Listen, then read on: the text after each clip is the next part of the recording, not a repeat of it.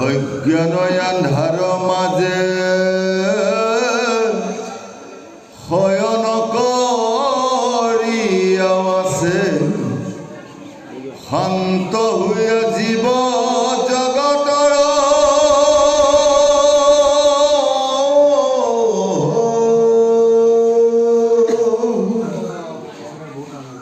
তাকম্বাক কৰি দয়া উদৰ ভৈলা তুমি যুগ পন্থ প্ৰকাশ ভাস্কৰ অৰামেতে জানিলো মই ইবাৰ সমস্তে লোক উদ্ধাৰ কৰি কৃপাময়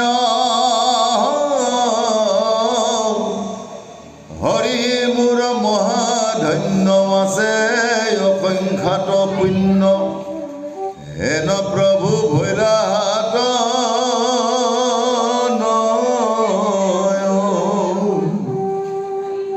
মইতে বুলন্ত এহি মাতৃৰ সুন্দৰ বাণী শুনি প্ৰভু কপিল ঈশ্বৰ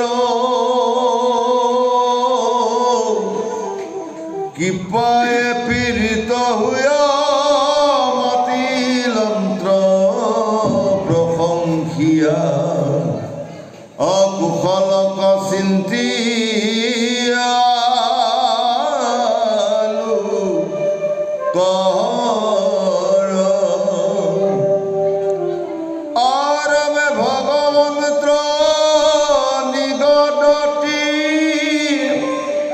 ধন্য ধন্য মহামতী মনুৰ নন্দিনী মোৰ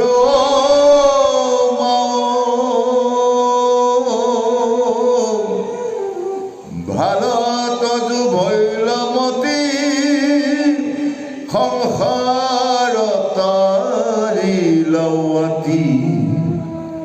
অতুষ্ট ভৈলো দেখি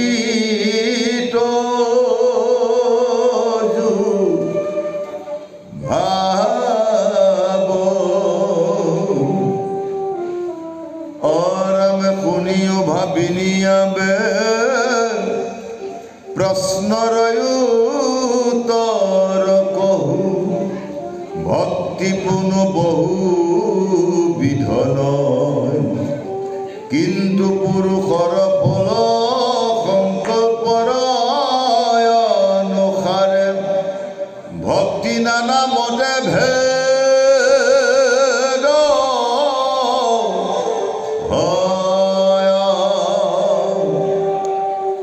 অৰামে পৰক মাৰিবে পতি মনত সংকল্প কৰে দম্ভ বা মৎসৰয়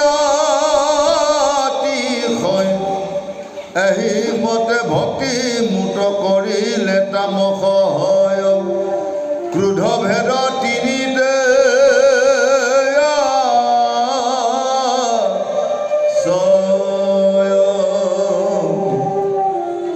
অৰাম বিষয়ত কৰি আশা যশ বাৱ চৰ্য চাৱে প্ৰতিমাত মোহু কপুজয়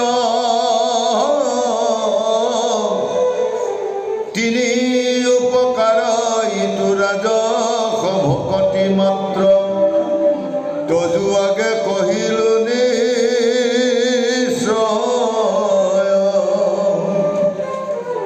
পাপ মোৰ হৌক নাশ ভগৱান হৌক প্ৰীতি নহি অৱশ্যকে বিধি মানি ইতিনি প্ৰকাৰ ভক্তি কৰিলে সাতিক বুলি অনিষ্টে মই কহিলো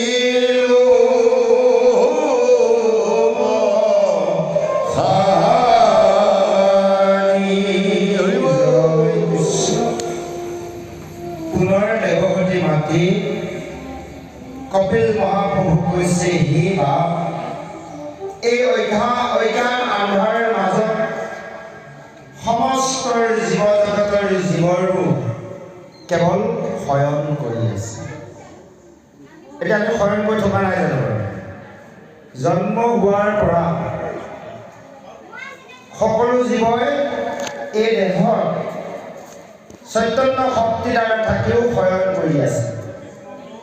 যিদিনাখনলৈ গুৰুৰ শৰণ ভজন লোৱা নাই, সাধু সংগৰ শৰণ লোৱা নাই, শাস্ত্ৰৰ গুৰুৰ শৰণ লোৱা নাই, সেইদিনাখনলৈ কেৱল শৰণ কৰি আছে। সেয়া হৈছে অজ্ঞান। অজ্ঞানত সকলো জীৱই টোপনি মাৰি আছে। সেইকাৰণে কৈছে, হে বাপ, এই জীৱসমূহক দয়া কৰিবলৈ তুমি যুগপন্থ ভাস্কৰ দৰে অৰ্থাৎ সূৰ্যৰ দৰে তুমি উদয় হৈছা। আৰু মই জানিলোঁ এই সমস্ত লোকক তুমি উদ্ধাৰ কৰিবলৈ হে কিবা হয়। আৰু মোৰ যে কি মহাৰ ধন্য জীৱন, আৰু ময়ো কত পুণ্য কৰিছিলোঁ অসংখ্য পূৰ্ব জন্মত, সেইবাবে আজি তোমাৰ দৰে ঈশ্বৰ মই পুত্ৰৰূপে পাইছোঁ। এতিয়া চাওক, কপিল মহাপ্ৰভু দেৱহতী মাতৃয়ে পুত্ৰৰূপে পায়। এতিয়া দেৱহতীনো কোন? সেইগৰাকী দেৱহতী কপিলৰ মাতৃ। এতিয়া আপোনালোক আমি সমস্তই দেৱহতী হ'ব লাগিব। অৰ্থাৎ যিজনে নিজৰ দেহত থকাৰ 14জন দেৱতন্ত্ৰ ভগৱান কৃষ্ণ নামত আহুতি দিব পাৰে, তাৰ নাম হৈছে দেৱহতী। দেৱসমূহক আমি আহুতি দিব পাৰিম নে নাই? পাৰিছোঁ নে নাই? সেয়া যি কৈছে যে সেইকাৰণে কঠোৰ পুণ্য ফলত তোমাৰ দৰে এজন পুত্ৰ পালোঁ। এতিয়া আমিও কঠোৰ অসংখ্য পূৰ্বত পুণ্য কৰিছোঁ। সেইকাৰণে এই ভাগৱত শাস্ত্ৰ ভকত সেৱা কৰাৰ সুবিধা পাইছোঁ। আপোনালোকে পূৰ্ব জন্মত অসংখ্য পুণ্য কৰাৰ বাবে সেই হেতুকে এয়া পঞ্চম বাৰ্ষিক ভাগৱত শাস্ত্ৰৰ শ্ৰৱণ কীৰ্তনৰ ব্যৱস্থা কৰাৰ সুবিধা পাইছে। এনেভাৱে এই কথাখিনিকে মধ্যে মুনিয়ে বিদুৰক কৈছে, হেৰা বিদু, এনেভাৱে মাতৃ সুন্দৰ বচন শুনি কপিল ঈশ্বৰে কৃপাৰে মাতৃক প্ৰশংসা কৰি মাতিছে, কৈছে যে হে মাতৃ, তুমি লোকসকলক কুশল চিন্তা কৰিলা। আমি কি কৰোঁ? আমাৰ নিজৰ কুশলৰ চিন্তা কৰোঁ। আমি লোকসকলৰ চিন্তা কৰোঁনে বাৰু? কেতিয়াও নকৰোঁ। কাৰণ আমি লোকসকলৰ কুশল চিন্তা কৰিব লাগে।